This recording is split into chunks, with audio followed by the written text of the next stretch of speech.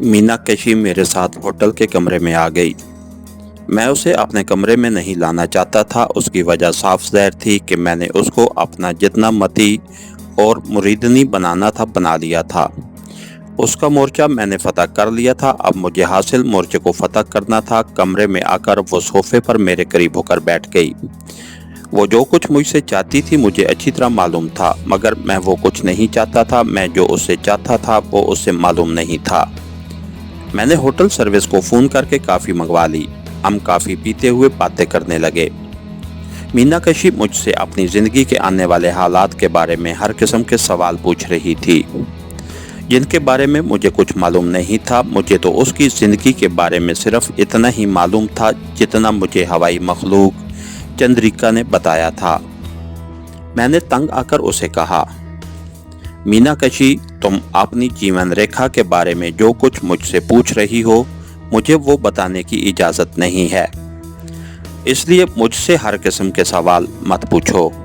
हाँ, इतना ज़रूर वादा करता हूँ कि जितनी मुझे इजाज़त मिलती रहेगी उतना उतना मैं तुम्हें बताता रहूँगा। वो बोली, मगर स्वामी जी, आप तो वापस दिल्ली चले जाएंगे, फिर मैं क्या करूँगी? मेरा यहाँ कौन होगा जो मुझे सारी बातें बताएगा? मैंने कुछ सोचकर कहा, इसकी तुम फिक्र न करो। अभी मुझे अहमदाबाद में काफ़ी दिन ठहरना है। कई मंदिरों की यात्रा करनी है। हो सकता है मुझे महावीर जी का चिल्ला भी काटना पड़े, जिसमें कम अज़ कम 6-7 महीने लग जाएंगे। मैंने अहमदाबाद में अपने तवील क़याम के लिए ज़मीन हमवार करनी शुरू कर दी थी। वो कुछ मुतमईन हो गई। फिर अचानक उसने अपनी साड़ी पेट पर से नीचे करते हुए कहा, स्वामी जी, प्लीज़ शिव भगवान की कोई मंत्र पढ़कर मेरे फोड़े वाले उभार पर फूंक दें, मैं अच्छी हो जाऊंगी। मैंने दरवाजे की तरफ देखकर कहा, मीना कशी, प्लीज़ साड़ी ऊपर कर लो। सर्विस बॉय आ गया तो वो क्या सोचेगा?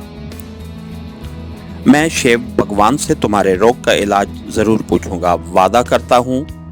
मीना कशी ने साड़ी ऊपर कर ली। उसके बाद जिद करने लगी कि मैं उसके साथ उसके घर जाऊं और खाना उसके साथ खाऊं। मैं तुम्हें पिताजी से भी मिलाऊंगी, वो मुझसे बड़ी मोहब्बत करते हैं। वो खुद जैन धर्म के बड़े विद्वान हैं। तुमसे मिलकर बड़े खुश होंगे। मैंने अपने दिल में कहा कि भोली लड़की, मेरा असल टारगेट तो तुम्हारा बाप ही है। तुम्हारे बाप को मैं उसी तरह नहीं मिलूंगा। मैंने मीना कशी से कहा, आज नहीं, फिर किसी रोज तुम्हारे घर जरूर जाऊंगा। तुम्हारे पिताजी से भी मिलूंगा। तुम मुझे अपने घर का फोन नंबर दे दो। मीना कशी ने पर्स में से छोटी सी डायरी निकालकर उसके वर्क पर कोई टेलीफोन नंबर लिखा, वर्क फाड़कर मुझे दिया और कहा, यह मेरे बेडरूम में लगे हुए टेलीफोन का खास नंबर है।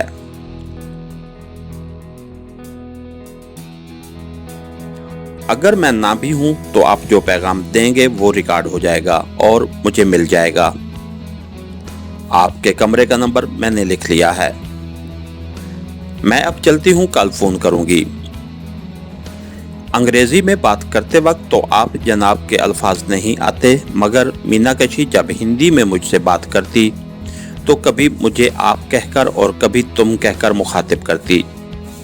ये बात उसके दिल की जज्बाती कैफियत की अक्कासी करती थी। वो जाने के लिए उठ खड़ी हुई। मैं उसे छोड़ने दरवाजे तक आया। दरवाज़ा खोलने से पहले वो मेरे कदमों में झुक गई, मेरे पांव छुए, फिर मेरे दोनों हाथ पकड़कर चूमे, सीने से लगाए और दरवाज़ा खोलकर बाहर निकल गई। मैंने दरवाज़ा बंद करके गहरा सांस लिया और सोफे पर आकर अपने आप को गिरा दिया। मुझे भूख महसूस हो रही थी। मैंने सर्विस को फ़ोन करके कहा कि एक वेजिटेरियन खाना ऊपर भिजवा दो। खाना खाने के बाद میں نے کافی پی اور گھڑی پر وقت دیکھا، رات کے 9 بج رہے تھے۔ میں نے اسی وقت فون سروس کو کال کر کے کہا کہ مجھے ٹیلی فون کی ڈائریکٹ لائن دی جائے۔ فون سروس والوں نے مجھے ایک نمبر بتایا کہ یہ نمبر 2 بار گھمائیں، ٹیلی فون ڈائریکٹ ہو جائے گا۔ میں نے ایسا ہی کیا۔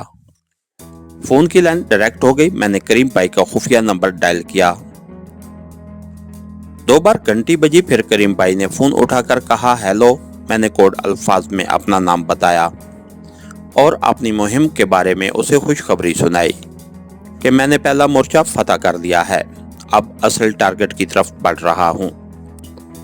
کریم بھائی نے غیر جذباتی آواز میں بڑے سکون کے ساتھ کوڈ الفاظ میں ہی جواب دیا کہ مجھے زیادہ سے زیادہ محتاط رہنے کی ضرورت ہے اور ہاں، بار بار فون نہ کروں، فون صرف اشد ضرورت کے وقت کروں۔ کریم بھائی نے فون بند کر دیا۔ ہم کوڈ الفاظ میں بات کر رہے تھے، اگر کوئی دوسرا آدمی ہمارا فون سن بھی لیتا تو وہ یہی سمجھتا کہ ہم احمد آباد میں چل رہی ہندوستانی فلموں کے بارے میں بات کر رہے ہیں۔ پھر بھی کریم بھائی نے مجھے زیادہ سے زیادہ محتاط رہنے اور کم سے کم فون پر بات کرنے کی ہدایت کی تھی اور میں نے اس کی ہدایت پر عمل کرنے کا فیصلہ کر لیا تھا۔ میں اس کے بعد اپنے کمرے میں ہی رہا۔ میرے پاس ہوٹل میں مزید 1 روز قیام کرنے کے پیسے تھے۔ میں نے سوچ لیا تھا کہ کل کریم بھائی سے کسی وقت ملاقات کر کے اس سے مزید کچھ رقم لوں گا، کیونکہ مجھے اندازہ ہو گیا تھا کہ را سیکرٹ ایجنسی کے چیف تک مکمل طور پر رسائی حاصل کرنے میں ابھی مزید 4-6 دن لگ جائیں گے اور مجھے ہوٹل میں ہی اتنے دن ٹھہرنا پڑے گا۔ رات کے 11 بجے تک میں اپنے بستر پر لیٹا انگریزی اخبار کا مطالعہ کرتا رہا۔ اصل میں مجھے ہوائی مخلوق چندریکا کا انتظار تھا۔ میں اسے را کے چیف مسٹر پانڈے کی زندگی کے کچھ خفیہ راز معلوم کرنا چاہتا تھا۔ رات کے 12 بج گئے مگر چندریکا نہ آئی۔ میں سمجھ گیا کہ اسے مینا کشی کے ساتھ میرا بے تکلف ہونا اچھا نہیں لگا، اسی لیے وہ نہیں آ رہی تھی۔ ضرور وہ مجھ سے ناراض ہے۔ میں پریشان ہونے لگا کیونکہ چندریکا سے ملاقات بڑی ضروری تھی۔ مسٹر پانڈے پر اپنا اعتماد جمانے کے لیے اس کی زندگی کے 2 ایک خفیہ راز معلوم کرنے بہت ضروری تھے۔ اس کے بغیر میں ایک قدم بھی آگے نہیں اٹھا سکتا تھا۔ میں نے 2 ایک بار کمرے کی فضا سونگھنے کی کوشش کی مگر چندریکا کے جسم سے اٹھنے والی لوبان کی خوشبو کا دور دور تک نشان نہیں مل رہا تھا۔ میری بے چینی میں اضافہ ہونے لگا۔ میں بستر سے اٹھ کر صوفے پر آ کر بیٹھ گیا۔ میز پر رکھی شیشے کی سراہی میں سے پانی نکال کر پیا۔ کمرے میں صرف ٹیبل لیمپ ہی چل رہا تھا جس کی روشنی بڑی خواب جیسی تھی۔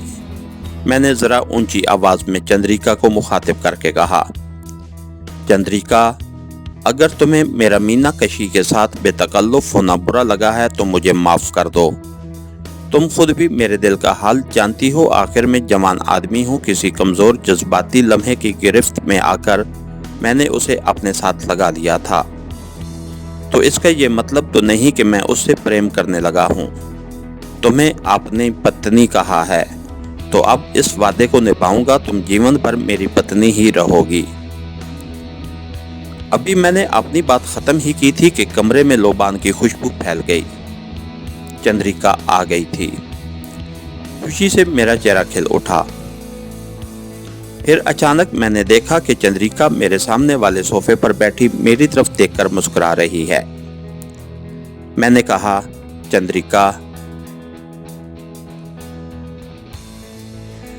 چندریکا، تم نے بہت اچھا کیا کہ آ گئی۔ میں تو تمہارے بغیر سخت پریشان ہو رہا تھا۔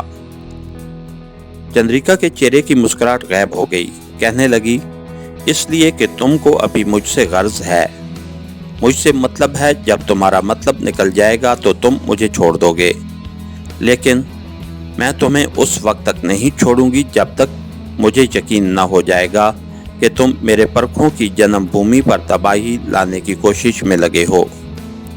ابھی وہ وقت نہیں آیا۔ ابھی میں تمہیں اپنا پتی ہی سمجھتی ہوں، تم سے پریم کرتی ہوں اور یہی پریم مجھے بار بار کھینچ کر تمہارے پاس لے آتا ہے۔ میں نے کھسیانہ ہو کر کہا، تمہارا شکریہ۔ اچھا، اب میری پرابلم یہ ہے کہ چندریکا نے میری بات کاٹتے ہوئے کہا، میں جانتی ہوں तुम्हारी प्रॉब्लम क्या है? तुम मीनाक्षी के बाप मिस्टर पांडे की जिंदगी के कुछ खुफिया राज मालूम करना चाहते हो। मैंने मजीद खसियाना सा होकर कहा, हाँ, मैं यही चाहता हूँ। प्लीज मुझे उस शख्स की जिंदगी के एक दो ऐसे राज बता दो कि जब मैं उन्हें जाहिर करूं तो जीडी पांडे मेरे पांव पर गिर पड़े।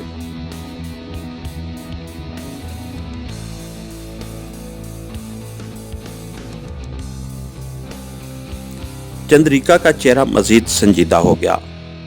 वो बड़े गौर से मेरी तरफ देख रही थी। कहने लगी, तुम्हें अपना वादा याद है ना?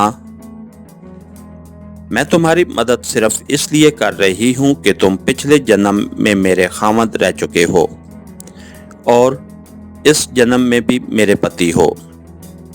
इसका खुद तुम इकरार कर चुके हो। मैंने कहा, हाँ बिल्कुल, मैं इकरार कर चुका हूं।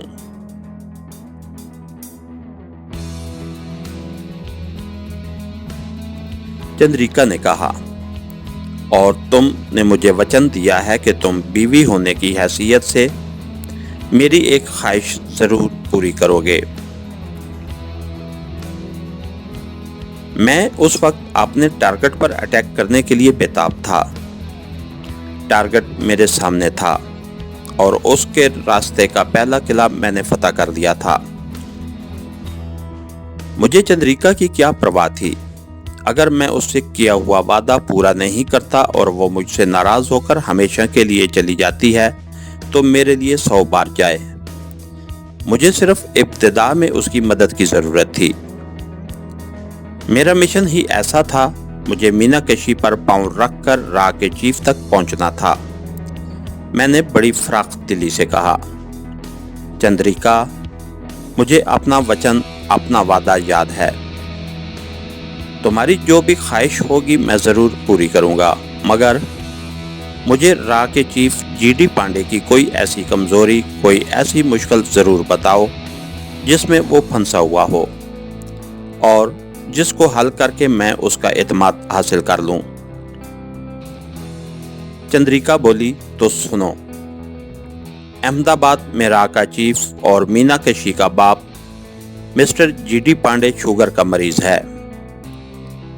उसके गुर्दों में पथरी भी है। कभी कभी उसे गुर्दे की पथरी का दर्द की वजह से शदीद दौरा पड़ता है। जिस रोज तुम्हें मीनाक्षी अपने साथ घर ले जाएगी उसी रोज तुम्हारी मौजूदगी में उसे गुर्दे का दौरा पड़ेगा। तुम उसके पेट पर दर्द वाली जगह पर हाथ लगा देना, वो उसी वक्त अच्छा हो जाएगा।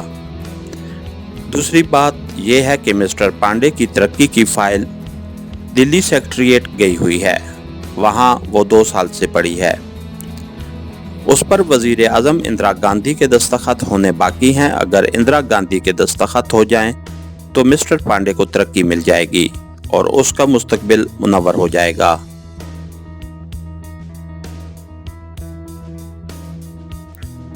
तुम उसे कोई भी तारीख दे देना और कह देना कि फलां तारीख को तुम्हारी फाइल इंदिरा गांधी के दस्तखतों के साथ वापस आ जाएगी और तुम्हें तरक्की मिल जाएगी। मैं तुम्हारे लिए ये काम खुद दिल्ली जाकर इंदिरा गांधी के दिल में दस्तखत करने का ख्याल डालकर फाइल पर दस्तखत करवा लूंगी। बस इसके सिवा मैं तुम्हारे लिए मिस्टर पांडे के सिलसिले में कुछ नहीं कर सकती। मैंने कहा, तुम्हारा शुक्रिया चंद्रिका, मेरे लिए यही बहुत है। आगे मैं खुद संभाल लूंगा।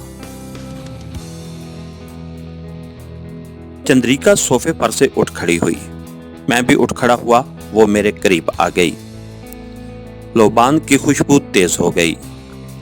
उसने मेरा हाथ अपने हाथों में लिया, फिर उल्टे कदम पीछे हटते हटते बंद दरवाजे के पास जाकर मेरी नजरों से गायब हो गई। मैं बड़ा खुश था। मेरी बेचैनी दूर हो गई थी। चंद्रिका ने राह के चीफ को काबू में लाने के लिए मेरे हाथ में तुरप के 2 पत्ते दे दिए थे। उसके बाद मैं इत्मीनान से सो गया।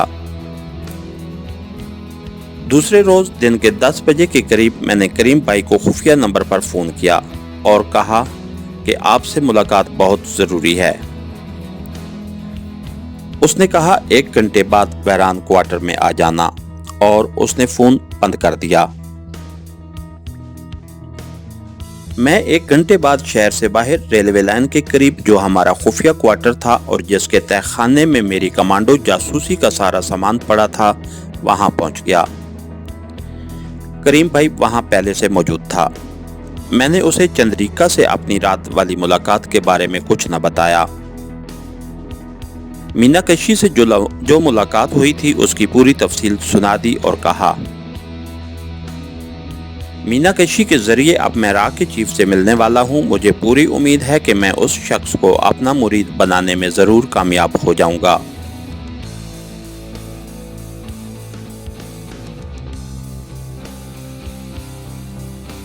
करीम भाई ने मुझसे पूछा, इस वक्त तुम्हें मुझसे क्या काम है? मैंने कहा, मुझे शायद ट्राइडेंट होटल में मजीद कुछ रोज के इंतजाम करना पड़े। मेरे पास इस वक्त तुम्हारी दी हुई रकम में से होटल के सिर्फ 1 दिन का किराया बाकी है। मुझे कुछ और रकम की जरूरत है। करीम भाई बोला, मजीद रकम तुम्हें तुम्हारे होटल में पहुंच जाएगी। तुम शाम को 4 और 5 बजे के दरमियान अपने कमरे में ही रहना। एक लड़का तुम्हारे लिए फूलों का गुलदस्ता लाएगा। उसी गुलदस्ते के अंदर एक लिफाफा होगा। लिफाफे में कुछ रुपए होंगे।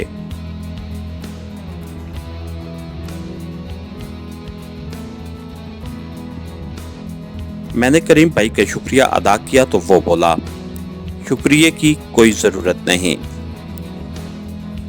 तुम्हें अपने मिशन की कार्रवाई तेजी से आगे बढ़ानी चाहिए।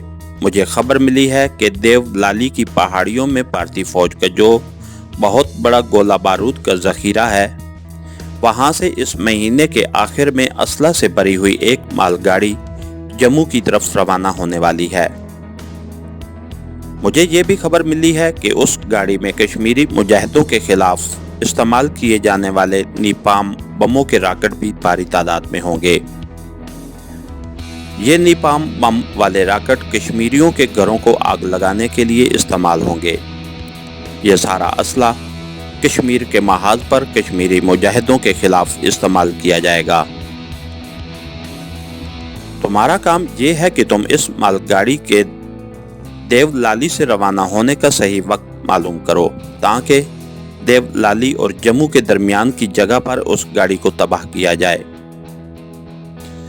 मैंने कहा, मैं ये मालूम कर लूंगा, आप बेफिक्र रहें। करीम भाई ने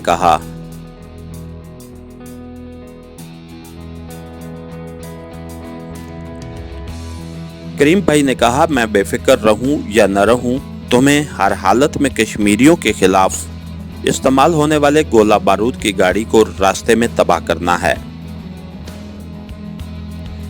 मैंने पुरअज़्म लहजे में कहा, मैं अपने दुश्मन को भी पहचानता हूं और अपने फर्ज को भी पहचानता हूं। मुझे इस बात की ट्रेनिंग दी गई है। मैं अपनी जान खुदा के सुपुर्द करके इस्लाम, पाकिस्तान और कश्मीरी मुजाहिदों की जंग लड़ने यहाँ आया हूँ। कश्मीरी मुजाहिदीन के खिलाफ इस्तेमाल होने वाले गोला बारूद की मालगाड़ी जम्मू नहीं पहुँच सकेगी। करीम भाई ने अपने कोट की जेब से चाबी निकाल कर दी और कहा, यह क्वार्टर के खुफिया तहखाने की चाबी है। अगर तुम्हें दिल्ली शेर अली को या कश्मीर के महाज पर कमांडर शेरवान को रेडियो ट्रांसमीटर पर कोई पैगाम देना पड़े तो यहाँ आ जाना, मगर इस बात का खास तौर पर ख्याल रखना कि तुम्हारा कोई पीछा ना कर रहा हो। मैंने चाबी ले ली।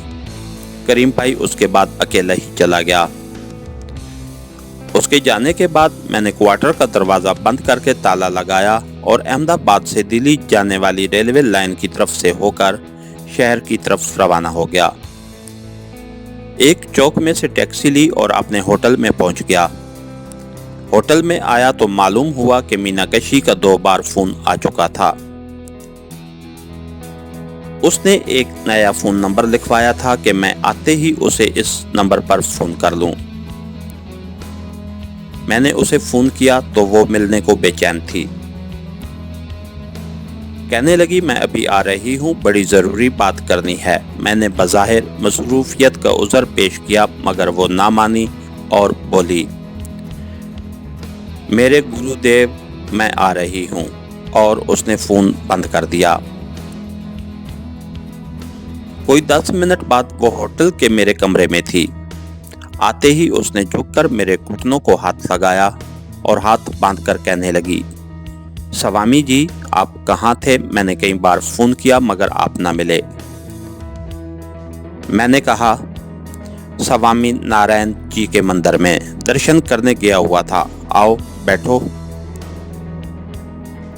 वो मेरे पास ही सोफे पर बैठ गई। उसने बड़े भड़कीले नीले रंग की रेशमी साड़ी पहन रखी थी। जूड़े में मोतिये की बजाय रजनीगंधा के फूल सजे हुए थे।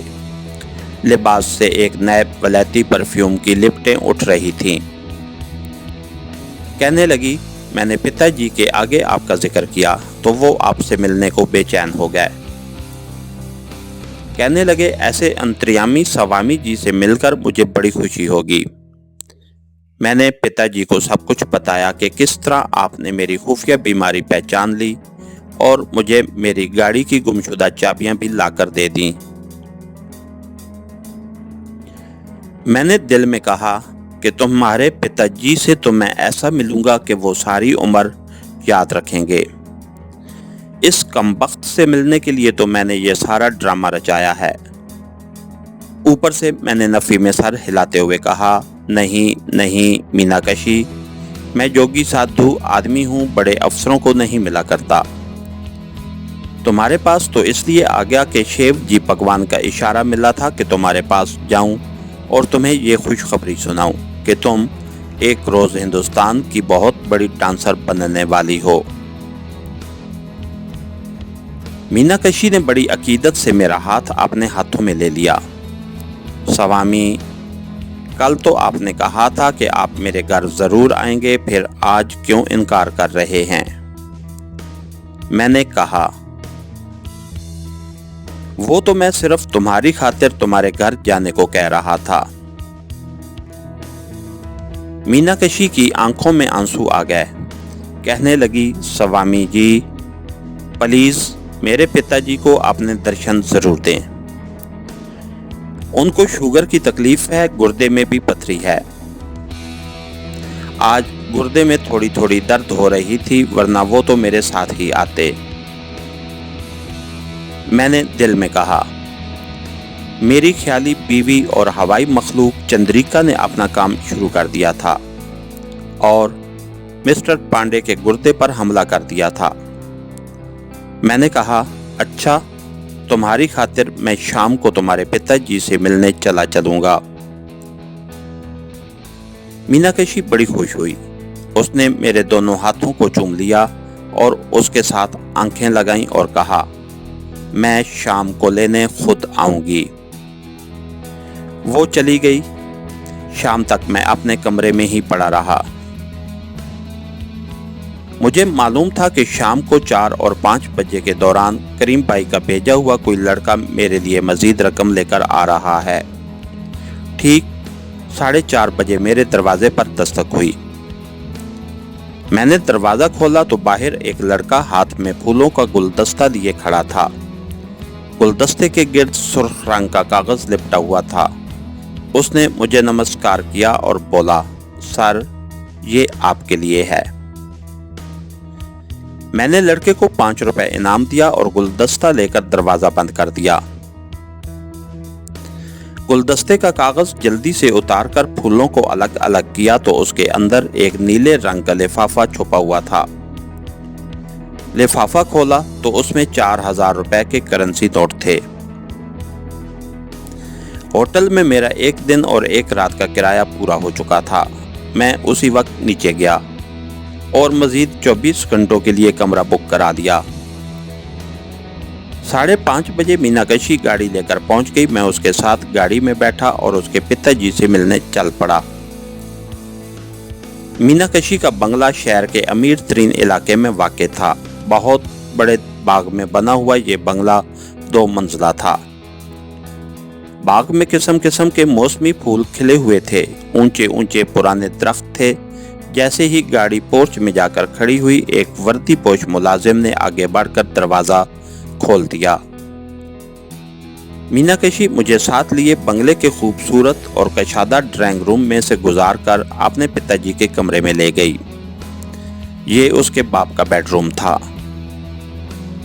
मैंने कमरे में दाखिल होते ही देखा कि बेडरूम में रोशनी हो रही थी। डबल बेड वाले पलंग पर एक पूरी मूंछों वाला एक पुख्ता उम्र का आदमी, जिसकी तोंद फूली हुई थी, पलंग के तकियों से टेक लगाए नीम दराज था।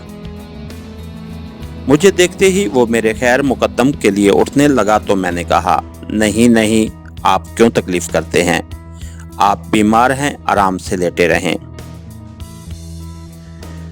ये इस्लाम और पाकिस्तान का दुश्मन, कश्मीरी मुजाहिदीन का कत्लेआम करने वाला मिस्टर गौतम दास पांडे था। पाकिस्तान दुश्मन सीक्रेट सर्विस रा के अहमदाबाद वाले हेड ऑफिस का चीफ और मेरा असल टारगेट मीनाक्षी की ज़बानी, उस तक मेरी सारी कारगुजारी पहले ही पहुंच चुकी थी। उसने मुझे जैन मत के रवायती लिबास में देखा तो खुश होकर बोला, स्वामी जी, आप तो महादीर के भगत हैं। बेटी मीनाक्षी ने आपकी बातें सुनाई तो मैंने कहा, बेटी, महादीर जी के भक्तों के पास बड़ी ताकतें होती हैं। आपसे मिलकर मुझे बड़ी खुशी हुई है। उसकी बातों से लगता था कि उस पर मेरी शख्सियत का इतना रौब नहीं बैठ सका जितना रौब उसकी बेटी मीनाक्षी पर पड़ चुका था। मीनाक्षी को मेरी ताकत का तजर्बा हो चुका था। मिस्टर पांडे को भी तजर्बा करवाने की जरूरत थी, जिसके लिए चंद्रिका ने मुझे बिल्कुल तैयार कर रखा था। इस बेडरूम में चाय लगा दी गई। तरह तरह की मिठाइयाँ और फल खांसी के थालियों में भरकर लाए गए। मीनाक्षी ने खुद चाय बनाकर मुझे पेश की। उसके बाप मिस्टर पांडे ने मेरी कलाई में महादीर के अवतार वर्धना का मंगलसूत्र देखकर कहा, स्वामी जी, ये मंगलसूत्र आपने नंदी कुंड के भगत जी से लिया होगा। मैंने कहा, जी हाँ, मगर बड़ी परीक्षा के बाद ये भी मिला है। मीनाक्षी बोली, डैडी, स्वामी जी तो बड़े विद्वान हैं, महावीर जी के सच्चे भगत हैं। क्यों नहीं। मिस्टर पांडे बड़ा पुराना और मंझा हुआ भारतीय CSP अफसर और बेवकूफ था। वो अभी पूरी तरह मेरे कब्जे में नहीं था और मुझसे इस तरह मुतासिर भी नहीं था जिस तरह मैं उसे मुतासिर करने या मुतासिर करके अपने कब्जे में करना चाहता था। वो यही समझे हुए था कि मेरे पास जोगी साधुओं वाली कोई शोभदाबाजी है, जिसके जरिए मैंने उसकी बेटी पर अपना असर डाल रखा है।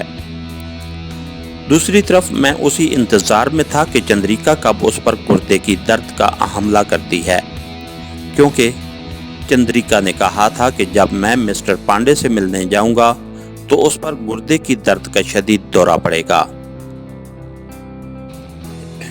मैं चाय पीते और मीनाक्षी से बातें करते, उसकी बातों का जवाब देते। थोड़ी देर बाद मिस्टर पांडे की तरफ उन आंखों से देख रहा था। अचानक मैंने देखा कि मिस्टर पांडे कुछ बेचैनी सी महसूस करने लगा है। वो टेक लगाए पलंग पर बैठा था। उसने 2-1 बार आहिस्ता से पहलू बदला, फिर चाय की प्याली तपाई पर रख दी। मीनाक्षी ने पूछा, क्या बात है डैडी, आपकी तबीयत तो ठीक है ना? मैंने दिल में कहा, इस तरह इस दुश्मन इस्लाम की तबीयत कैसे ठीक हो सकती थी? अब तो उसकी कमबख्ती के दिन शुरू हो गए हैं। मिस्टर पांडे ने पेट की एक जानिब कूल्हे के ऊपर हाथ रखते हुए तकलीफ दे अंदाज में कहा, दर्द कुछ ज्यादा ही होने लगा है। मीनाक्षी ने कहा, मैं अभी डॉक्टर को फोन करती हूँ। मिस्टर पांडे ने हाथ के इशारे से उसे मना करते हुए कहा, नहीं नहीं बेटी, उसकी जरूरत नहीं।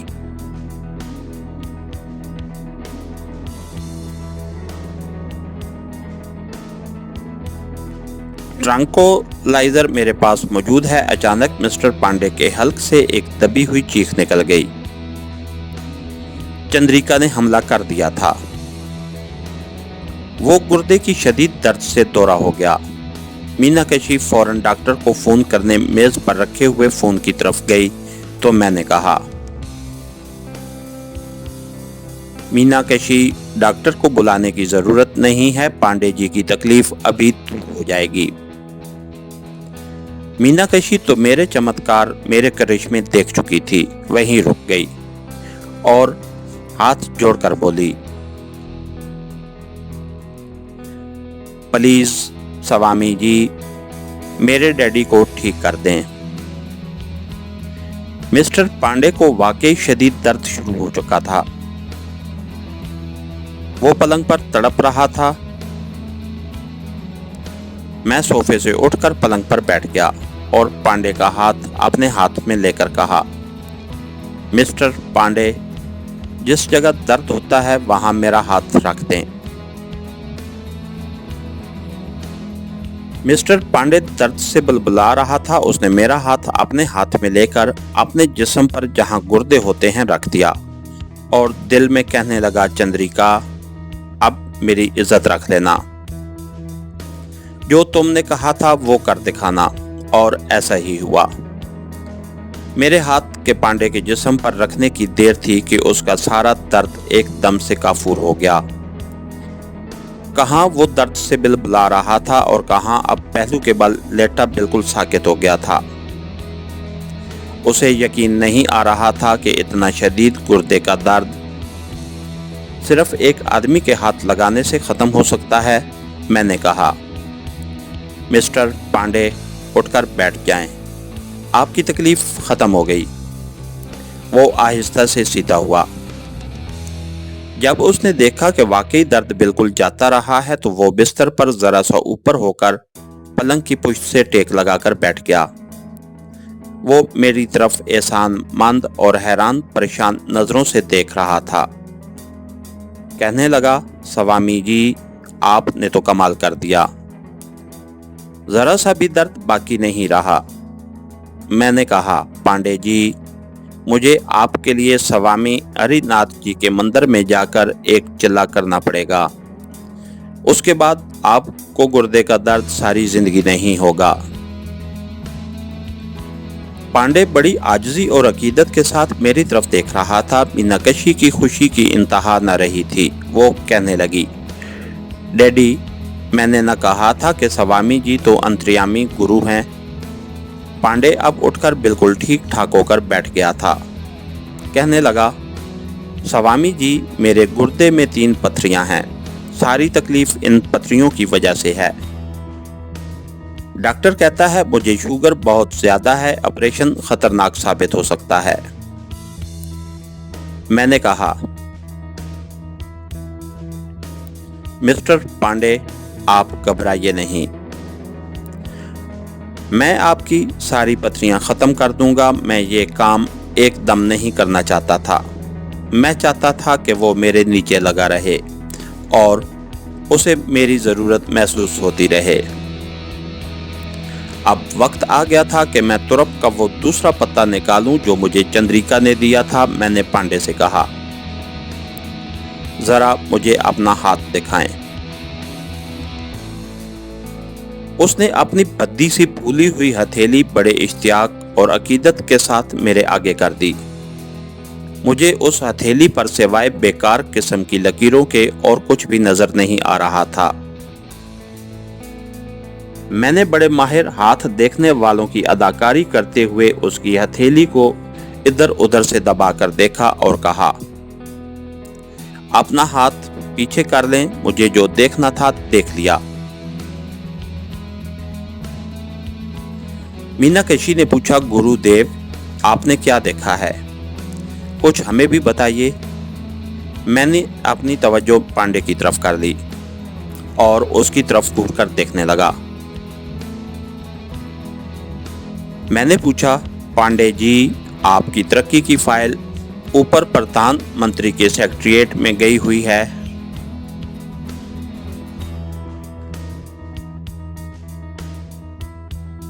पांडे ने फौरन कहा,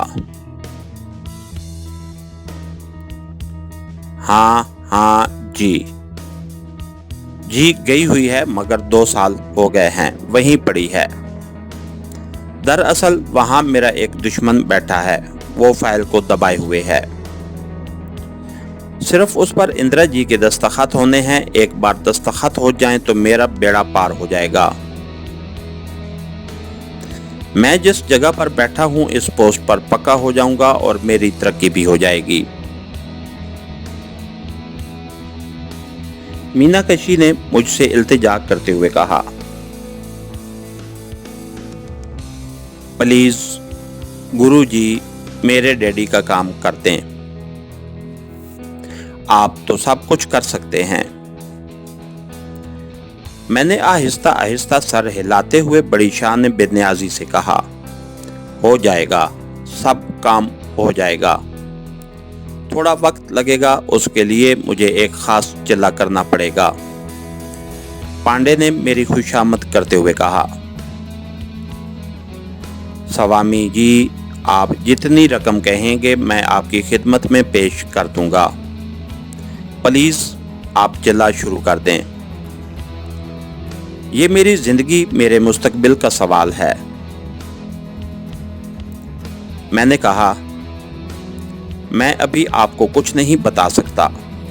वैसे इतना जरूर विश्वास दिलाता हूं कि अगर मैंने चिल्ला किया तो आपकी फाइल पर इंदिरा गांधी जी फौरन दस्तखत कर देंगी।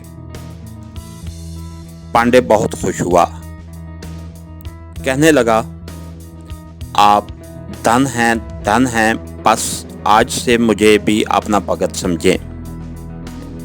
जो हुक्म करेंगे उसे फौरन पूरा करूंगा। मैं यही चाहता था। मिस्टर पांडे का इसरार था कि मैं होटल छोड़कर उनके बंगले में आ जाऊं।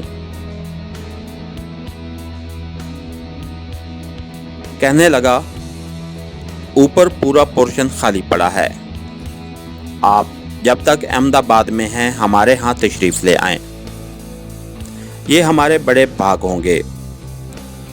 मीनाक्षी ने भी इस ख्वाहिश का शिद्दत से इजहार किया। मुझे मालूम था कि मैंने होटल के कमरे का किराया अगले 24 घंटों के लिए अदा कर दिया हुआ है। मैंने कहा, कल शाम को सोचकर बताऊंगा। मीनाक्षी मुझे छोड़ने मेरे होटल तक आई। जाने से पहले मेरे घुटनों को छूकर हाथ बांधकर बोली, स्वामी जी, आप हमारे घर आ जाएंगे तो हमारी सारी तकलीफें, सारे कष्ट दूर हो जाएंगे।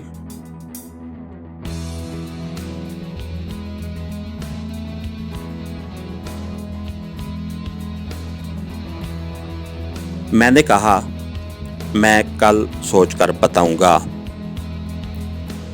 कहने लगी,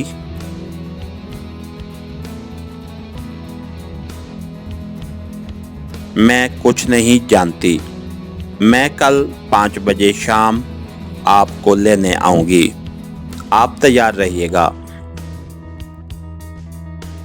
वो चली गई। मैंने रात को करीम भाई को फोन पर बताया कि मैंने गोगल दास पांडे वाला मोर्चा भी फतह कर दिया है और राह की पाकिस्तान और कश्मीर अफेयर्स वाली सीक्रेट फैलो तक पहुंच गया हूं। हम कोड अल्फाज में बातें कर रहे थे, मगर कोड लफ्जों में ज्यादा तफसील से बात नहीं कर सकती थे। करीम भाई ने कहा, मैं सुबह 8 बजे तुम्हारे पास आऊंगा, नाश्ता तुम्हारे साथ ही करूंगा। उसने फोन बंद कर दिया। सुबह ठीक 8 बजे करीम भाई मेरे होटल पहुंच गया। नाश्ते पर मैंने उसे बताया कि मिस्टर पांडे पर मैंने अपनी गुफ्तगू और जैन धर्म की बातों से इतना गहरा असर जमा लिया है कि वो चाहता है कि मैं होटल छोड़कर उसके बंगले में चला आऊं। मैंने वहां चंद्रिका की मदद से जो शोबदाबाजी दिखाई थी उसका जिक्र करीम भाई से बिल्कुल न किया।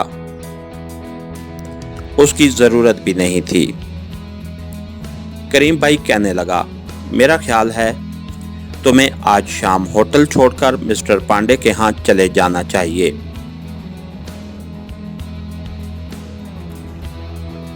और जितनी जल्दी हो सके उसे ये मालूम करने की कोशिश करनी चाहिए कि नीपाम रॉकेट बमों वाली असला की फौजी गाड़ी जम्मू कब और किस वक्त देवलाली से रवाना होगी।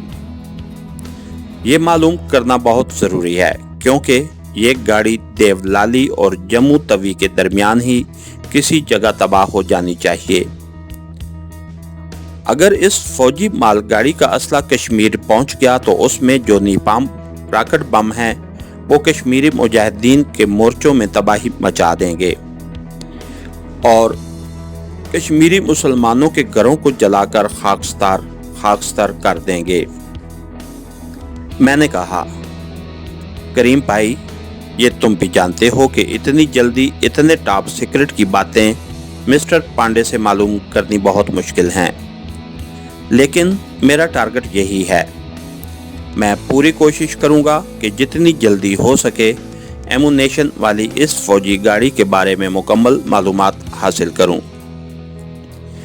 करीम भाई उठ खड़ा हुआ, कहने लगा, एक बात याद रखना, रा के चीफ मिस्टर पांडे के बंगले से मुझे हरगिज फोन न करना।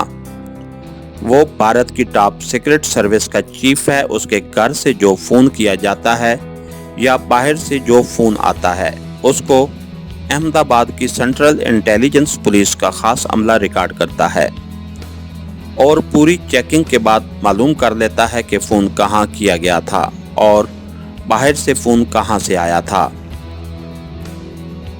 मुझे फोन करने की जरूरत पेश आए तो रेलवे स्टेशन, पोस्ट ऑफिस के टेलीफोन बूथ से या किसी पब्लिक टेलीफोन बूथ से फोन कर लेना। आगे तुम इन बातों को बेहतर समझते हो, आखिर तुम एक ट्रेंड कमांडो सिपाही हो। मैं करीम भाई को छोड़ने कमरे के दरवाजे तक आया। उसने दरवाजा खोलने से पहले मेरे कंधे पर हाथ रखकर आहिस्ता से थपथपाते हुए मेरा नाम लेकर कहा, तुमने मिस्टर पांडे तक पहुंचने की जो कामयाबी हासिल की है मैं उसे इंतहाई मामूली कामयाबी समझता हूं। असल मरहला अब सामने आया है। ये वो मरहला है कि जहां तुम्हारी कमांडो ट्रेनिंग, तुम्हारी फरासत, चालाकी और अय्यारी को परखा जाएगा। तुम्हारे असल इम्तिहान का वक्त आ गया है। यहाँ मैं भी तुम्हारी कोई मदद नहीं कर सकता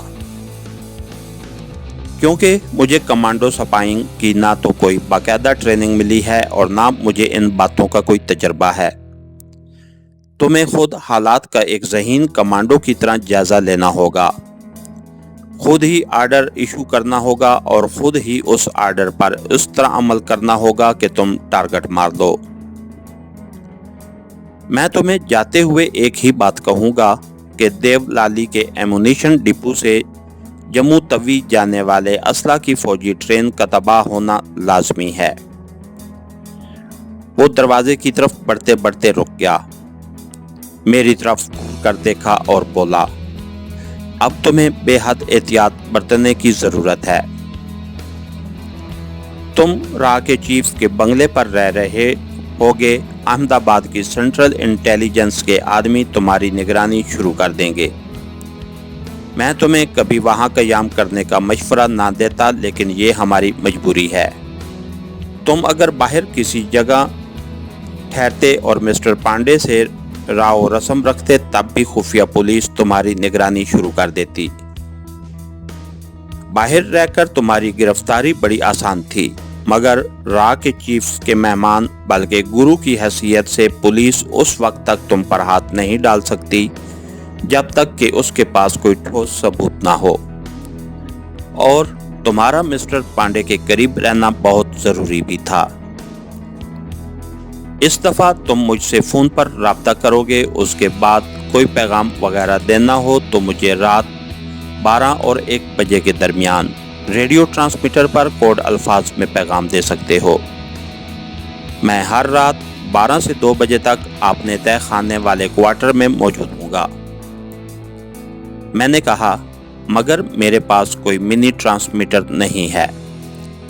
सिगरेट केस वाला ट्रांसमीटर मैं अपने पास नहीं रख सकता, क्योंकि मीनाकशी और मिस्टर पांडे को मालूम है कि मैं सिगरेट नहीं पीता। करीम भाई ने अपने होंठों पर उंगली रखकर मुझे खामोश रहने का इशारा किया, फिर दरवाजे का गोल हैंडल घुमाकर एकदम से दरवाजा खोल दिया। बाहर कोई नहीं था, कॉरिडोर खाली पड़ा था। उसने दरवाजा बंद कर दिया। मुझे शक सा हुआ था कि बाहर कोई हमारी बातें सुन रहा है। बहरहाल मैं तुम्हारे लिए छोटे रेडियो ट्रांसमीटर का इंतजाम कर दूंगा। हो सकता है मैं 1 घंटे बाद तुम्हें रेडियो ट्रांसमीटर भेज दूं। वही लड़का जो फूल लाया था 1 घंटे बाद एक और फूलों का गुलदस्ता लेकर आएगा। गुलदस्ते में तुम्हें एक लिफाफा मिलेगा। उसी लिफाफे में तुम्हारे लिए छोटा रेडियो ट्रांसमीटर मौजूद होगा। मेरे तहखाने वाले ट्रांसमीटर की फ्रीक्वेंसी और मुझे बुलाने के सिग्नल तो तुम्हें ज़बानी याद होंगे। मैंने कहा, हाँ मुझे याद हैं। ठीक है, अब मैं चलता हूँ। मेरी दुकान पर बिल्कुल ना आना। और रेलवे लाइन वाले तय खाने का रुख भी इंतहाई देखभाल के बाद करना, क्योंकि आज रात तुम राह के चीफ के यहाँ क़याम करने जा रहे हो और कल से अहमदाबाद की खुफिया पुलिस तुम्हारा पीछा करना शुरू कर देगी। खुदा हाफिज। करीम भाई ने आहिस्ता से दरवाज़ा खोलकर कॉरिडोर में झांक कर दाएं बाएं देखा और फिर बाहर निकल गया। मैं दरवाज़ा बंद करके पलंग पर आकर नींद दराज हो गया। मैंने आंखें बंद कर लीं और अपने मिशन के नशेबो फराज पर गौर करने लगा। जब तक मैंने मीनाकशी और उसके बाप और राह के अहमदाबाद वाले हेडक्वार्टर के चीफ मिस्टर जीडी पांडे तक रसाई हासिल नहीं की थी, मैं बड़ी आसानी से रास्ता तय करता जा रहा था।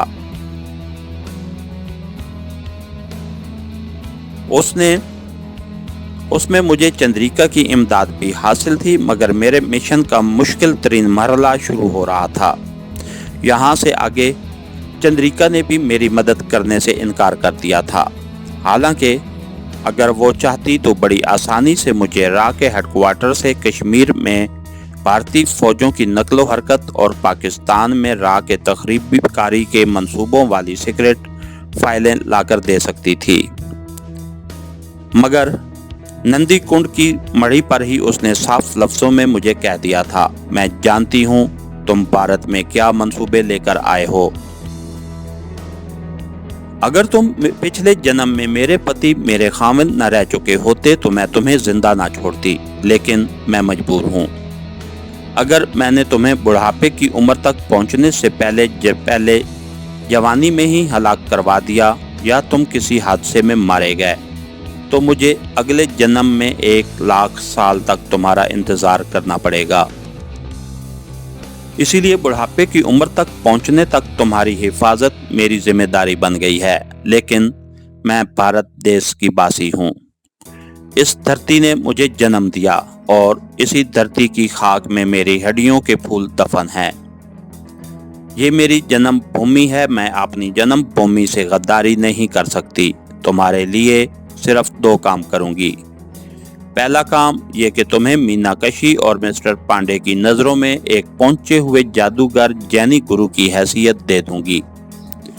दूसरा काम ये करूंगी कि अगर तुम्हारे बूढ़े होने तक भारत देश के अंदर तुम्हारी जिंदगी को कोई मोहलक खतरा पेश आए तो तुम्हें बचाने के लिए फौरन वहां पहुंच जाऊं। उसके अलावा मैं तुम्हारी कोई मदद नहीं कर सकती और मुझे कहना भी ना। मैं चंद्रिका की मदद से जहां तक पहुंचना था पहुंच गया था। उसके आगे मैं उसका मोहताज भी नहीं था। आगे मुझे जो काम करना था उसकी मुझे पूरी ट्रेनिंग मिल चुकी थी। मैं इन्हीं सोचों में गुम पलंग पर आंखें बंद किए लेटा हुआ था कि दरवाजे पर आहिस्ता से ठक ठक हुई। मैंने आंखें खोल दी। दीवार पर लगे कलाक ने बताया कि मुझे पलंग पर लेटे 1.25 घंटा गुजर चुका है। मैंने जल्दी से उठकर दरवाजा खोला। बाहर वही लड़का गुलदस्ता लिए खड़ा था। मैंने उससे गुलदस्ता ले लिया। लड़का वापस चला गया। दरवाजे को अंदर से लॉक करके मैंने गुलदस्ता खोल दिया। उसके अंदर लिफाफा था। लिफाफे में एक माचिस की डबिया के साइज का सिगरेट लाइटर रखा हुआ था। मैंने सिगरेट लाइटर का गौर से मुतालिया किया। उस एक पेच यानी स्क्रू निचली की तरफ भी लगा हुआ था। मैंने छोटे चाकू की मदद से स्क्रू खोला तो सारा मसला हल हो गया। ये एक इंतहाई ताकतवर छोटा सा ट्रांसमीटर था जिस पर खुफिया सिग्नल दिए भी जा सकते थे और सिग्नल वसूल भी किए जा सकते थे। इस ताकतवर रेडियो ट्रांसमीटर पर बात भी हो सकती थी। मैंने स्क्रू यानी पेच को दोबारा कस दिया और सिगरेट लाइटर अपनी वास्कट की जेब में रख लिया। दोपहर को खाना खाकर मैं पलंग पर लेटकर सोचने लगा कि मुझे रा के चीफ पांडे के ऑफिस से कश्मीरी मुजाहिदीन आज़ादी के खिलाफ इस्तेमाल होने वाले असला की ट्रेन के बारे में सही मालूमात कैसे हासिल हो सकती हैं। जाहिर है मैं इतनी जल्दी मिस्टर पांडे से इस किस्म का इंतहाई खुफिया राज नहीं पूछ सकता था। वो तो फौरन मुझे दूसरे मुल्क का जासूस समझकर गिरफ्तार करवा देता, खाह उसको मुझसे कितना बड़ा फायदा ही क्यों ना पहुंचने वाला हो, क्योंकि ये नेशनल सिक्योरिटी का मामला था और हिंदू नेशनल सतह पर बहुत कम गद्दारी का मुर्तकिब होता है।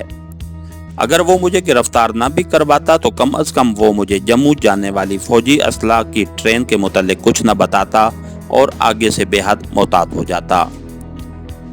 मुझे तो आज खुद जम्मू तवी जाने वाली असला की गाड़ी के टाइम और तारीख का सुराग लगाना था। ये एक तरह से मेरा पहला इम्तिहान भी था। मैं काफ़ी देर तक गौर करता रहा लेकिन मैं किसी फाइनल नतीजे पर न पहुंच सका और सो गया।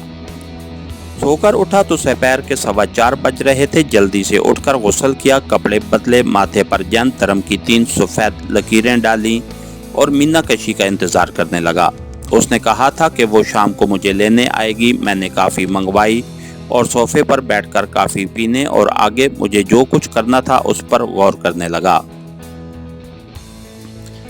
पहले ही मरहले पर इमरजेंसी की सूरत हाल पैदा हो गई थी। करीम पाई की इंफॉर्मेशन के मुताबिक असला की ट्रेन जिसमें नीपाम राकट भारी तादाद में थे इस महीने के आखिर में किसी तारीख को देवलाली से रवाना होने वाली थी। उसके बयान के मुताबिक देवलाली से फौजी ट्रेनें जिनमें गुड्स ट्रेनें भी होती हैं दो एक बार इंडिया के मुख्तलिफ शहरों की तरफ जाती ही रहती हैं और गुड्स ट्रेनें यानी फौजी सप्लाई के सामान वाली मालगाड़ियाँ वज़ाकता के एतबार से बिल्कुल एक जैसी होती हैं।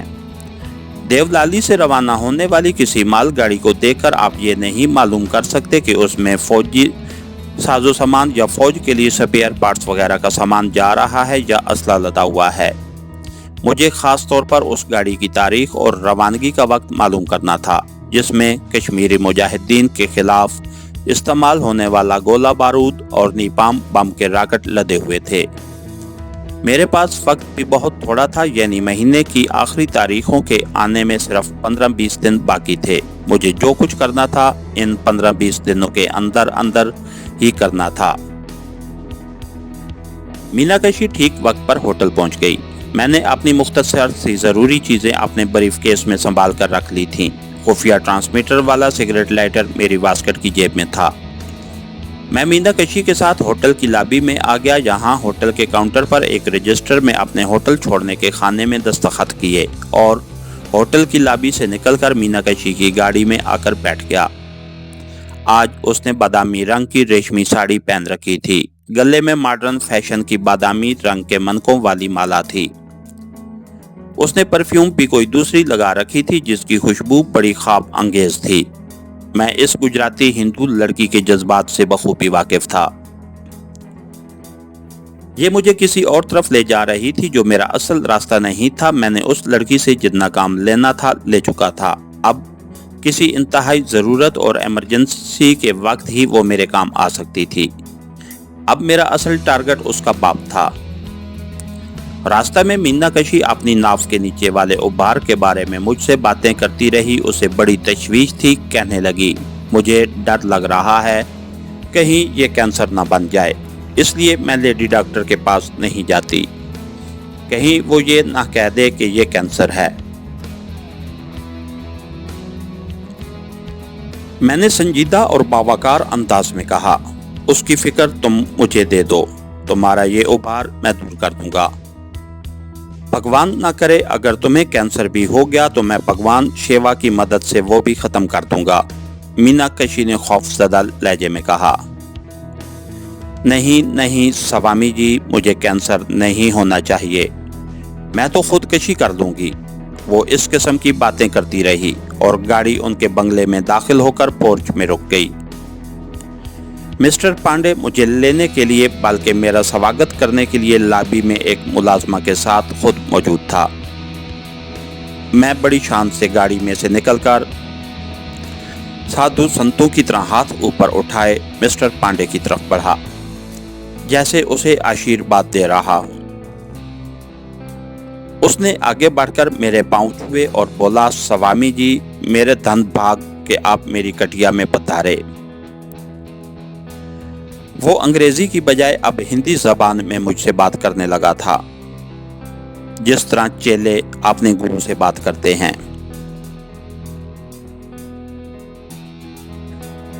उसने मीनाक्षी से कहा, मीनाक्षी, स्वामी जी को ऊपर उनके कमरे में ले जाओ, मैं अभी आता हूं। गुर्दे की तकलीफ दूर हो जाने की वजह से मिस्टर पांडे पहले से ज्यादा सेहतमंद और चाको चौबंद नजर आ रहा था। मीनाक्षी मुझे लेकर ऊपर वाले पोर्शन में आ गई। मुलाजमा ने मेरा ब्रीफ केस थाम लिया था। ऊपर 3 कमरे थे, एक बेडरूम, एक ड्राइंग रूम और एक ड्राइंग रूम। ड्राइंग रूम के आगे कुशादा टेरेस यानी बालकोनी थी। सारे कमरे बड़े खूबसूरती से सजे हुए थे। रेशमी पर्दे, कीमती फर्नीचर, किचन और बाथरूम भी बहुत आला था। तीनों कमरों में शिव भगवान के रक्स के अंदाज वाले कांसी के बुत कोनों में रखे थे। ड्राइंग रूम की दीवार पर जैन धर्म के बानी महावीर वर्धमान की पेंट की हुई तस्वीर लगी थी। उस तस्वीर की दाएं और बाएं जानिब पंडित नेहरू और महात्मा गांधी की तस्वीरें लगी थीं। मेजों पर फूलों के गुलदस्ते रखे थे। हर कमरे में टेलीफोन लगा था। थोड़ी देर में मीनाक्षी का बाप मिस्टर पांडे भी वहां आ गया। हाथ बांधकर बोला, स्वामी जी, कोई कमी रह गई हो तो मुझे क्षमा कर देना, किसी चीज की जरूरत हो तो हुक्म कीजिए। मैंने कहा, सब ठीक है, हम जैन धर्म के साधु भगत हैं, हम तो नंगी जमीन पर भी रात गुजार लेते हैं। रात का खाना मीनाक्षी और मिस्टर पांडे ने मेरे साथ मिलकर वहीं ड्राइंग रूम में खाया। मजबूरन मुझे सब्जियां और दाल खानी पड़ रही थी, क्योंकि जैनी सब्जी खोर होते हैं और गोश्त, प्याज, लहसुन वगैरह बिल्कुल नहीं खाते। बड़ा बेमजा खाना था। खाने के बाद मिस्टर पांडे ने मीनाक्षी से कहा, बेटी तो स्वामी जी के पास बैठ, मैं नीचे जाता हूं। दिल्ली सेक्रेटेरिएट से एक जरूरी कॉल आने वाली है। वो चला गया। दिल्ली सेक्रेटेरिएट से आने वाली जरूरी कॉल का सुनकर मेरा ख्याल अपने मिशन की तरफ चला गया। मैं सोचने लगा कि मिस्टर पांडे को दिल्ली सेक्रेटेरिएट से जो ज़रूरी कॉलें आनी हैं उनका भी ख्याल रखना होगा। हो सके तो उन्हें ऊपर वाले टेलीफोन के ज़रिए टेप भी कर लेना होगा। मीनाक्षी ने काफ़ी ऊपर ही मंगवा ली। हम टेरेस में आकर बैठ गए। रात बड़ी खूबसूरत थी। दरियाए साबरमती की तरफ से ठंडी हवा के झोंके आ रहे थे। नीचे बागीचे में बिजली के कुमकुमे रोशन थे। ऊंचे तबके के लोगों का इलाका था। बड़े बड़े बागीचों वाली कुशादा कोठियां थीं। ट्रैफिक का शोर बिल्कुल नहीं था। बड़ी पुरसकून खामोशी छाई हुई थी। मीनाक्षी मुझसे अपने मुस्तकबिल का हाल पूछने लगी। मैं कब इंडिया की सबसे बड़ी डांसर बनूंगी, मेरी शादी किससे होगी, मैं खूबसूरत ही रहूंगी ना, वगैरह वगैरह। उसके हर सवाल के जवाब मैं मुस्कुरा कर कहता, मीनाक्षी तुम क्यों फिक्र करती हो, मैं जब तक तुम्हारे साथ हूँ तुम जो चाहोगी वही होगा। मीनाक्षी ने फरते जज्बात से मगलूब होकर मेरे दोनों हाथ अपने सीने से लगा लिए। इसके साथ ही हमारी आज के एपिसोड का इख्तिताम हुआ। कहानीगर चैनल को लाइक कीजिए, सब्सक्राइब कीजिए और बेल आइकन को प्रेस कर दीजिए ताकि हर आने वाली नई वीडियो आप तक बर वक्त पहुँच सके। शुक्रिया।